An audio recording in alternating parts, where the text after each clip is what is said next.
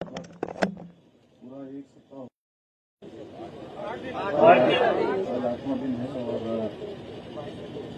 8 दिन से आप सब लोग परीक्षा के दिन से ही लगातार आप लोगों के मन में शंका, संदेह और जो भी शिकायतें आई हैं उसके संबंध में आप सब लोग यहाँ पर बैठे हैं।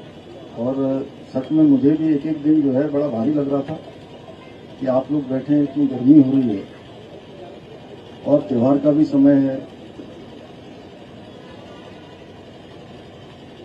छात्रों का एक बड़ा समूह जगह जगह पर, उनका कोई अविश्वास, कोई संदेह उनके मन में न रहे, ये मेरे मन में भी बहुत ही इच्छा थी।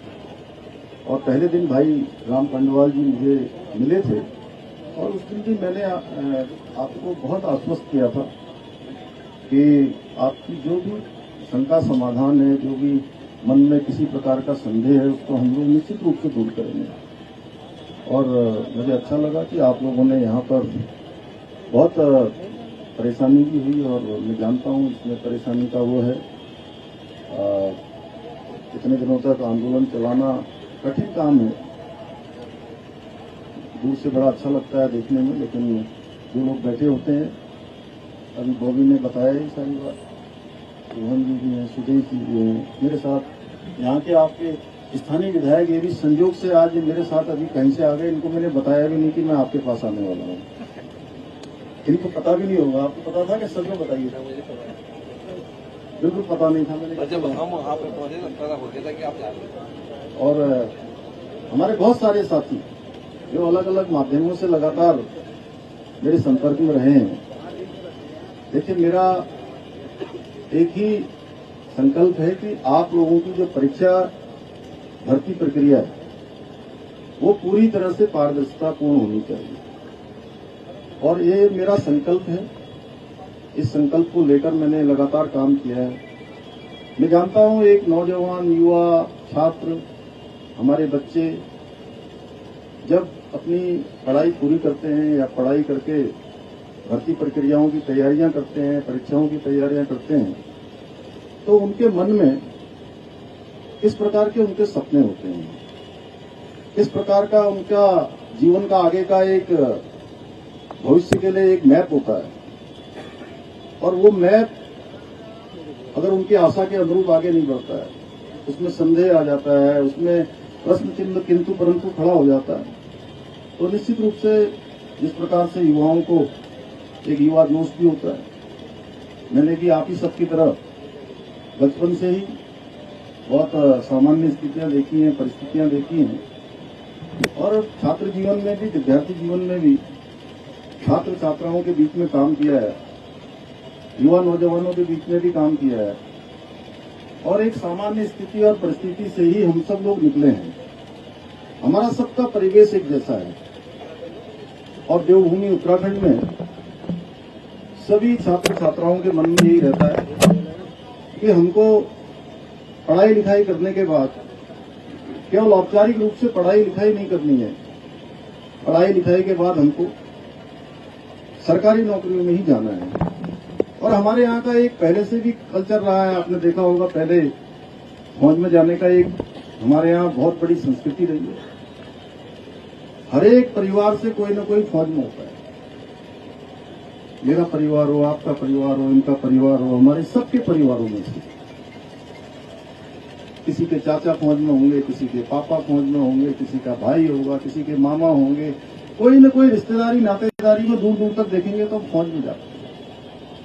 और बड़े सम्मान की बात भी हमारे लिए देवभूमि के लोगों के लिए मानी जाती है, इसीलिए इसको देवभूमि के साथ वीरभूमि भी कहते हैं। और देश के हर 5वें सैनिक में से, छोटा राज्य होने के बाद भी, हर 5वां सैनिक हमारे राज्य उत्तराखंड का होता है, हमारी देवभूमि का होता है। उसी प्रकार से सरकारी नौकरियों में जाना भी एक बहुत सम्मान का विषय हमारे यहाँ होता है। उसमें मैं बहुत विस्तार में नहीं जाना चाहता। आप सब जानते हैं कि कोई बड़ा व्यापार करता है वो भी अच्छा काम है। अब जो हमारे नए युवा आ रहे हैं वो रोजगार की जगह स्वरोजगार को भी अपना रहे हैं। लेकिन आज भी सरकारी नौकरी में जाना हर एक युवा का सपना होता है, और उसमें ही कहीं प्रश्न चिन्ह खड़ा हो जाए तो सच में बहुत दुविधापूर्ण स्थिति है। वो आप लोगों के लिए नहीं, मेरे लिए भी है, व्यवस्था के लिए भी। और पिछले दिनों जो प्रकरण आया है, उस प्रकरण के लिए हमने एसआईटी की जांच शुरू करवाई, और हाईकोर्ट के सेवानिवृत्त न्यायाधीश यूसी ध्यानी जी की अध्यक्षता में एक कमेटी ने काम करना अभी प्रारंभ नहीं किया है। लेकिन आप सबके बीच में से बार बार ये बात आ रही थी कि नहीं, हमको कुछ जांच करनी है।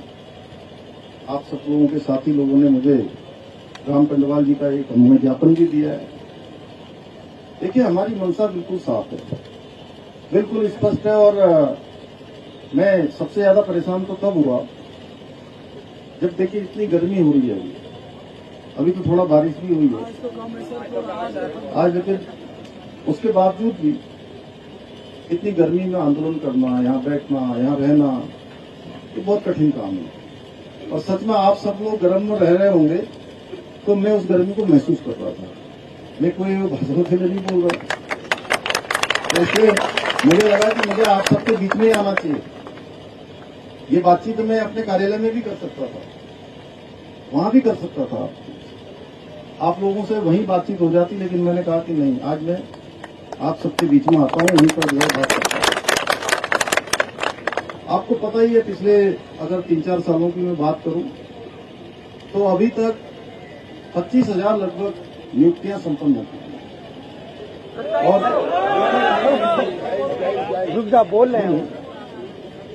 और सभी भर्ती प्रक्रियाएं सफलतापूर्वक संपन्न हुई। एक भर्ती में जो ये प्रकरण आया है, उसके लिए आप सबकी तरफ से कहा गया मुझे कि भाई इसकी जो है भर्ती प्रक्रियाओं की जांच आप सब लोग चाहते हैं कि सीबीआई से होनी चाहिए। तो मैं यहाँ पर ये आप सबके समक्ष कह रहा हूँ कि किसी प्रकार की कोई संदेह आपके मन में न रहे, कोई अविश्वास न रहे, हम इसकी सीबीआई से जांच की संस्तुति करें।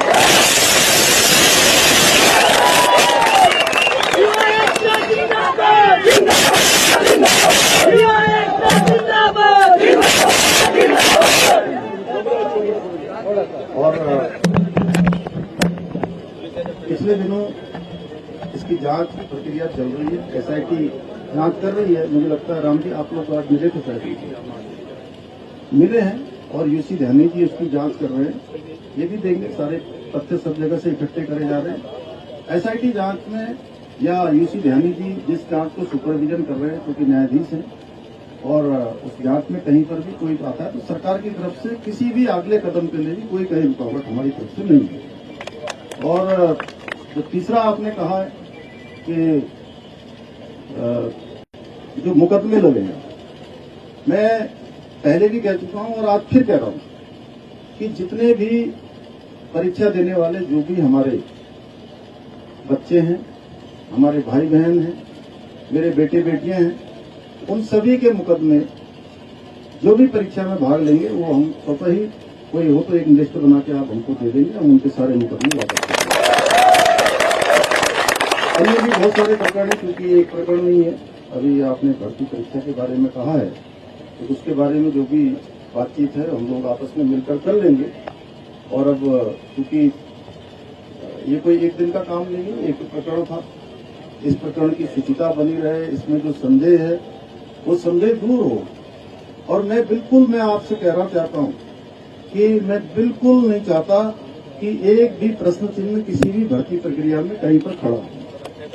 और मैं वो उसके बारे में बोल दिया, वो हो गया आगे प्रश्न, आप वो बोल दिया, उसके लिए अलग से बात करेंगे। और अब ये त्योहारों का भी समय है, आज अष्टमी का दिन है और कल नवमी हो जाएगी, परसों जो है दसवीं 2 को है, आधा दिन चल रहा है ना। आज सप्तमी अष्टमी 2 है, तो ये ऐसा इस बार का कुछ कैलेंडर ऐसा बना है कि आधा दिन ऐसा चल रहा है, आधा दिन वैसा चल रहा है। तो इसलिए आप लोग जो है बिल्कुल कोई शंका संदेह मत रखिए।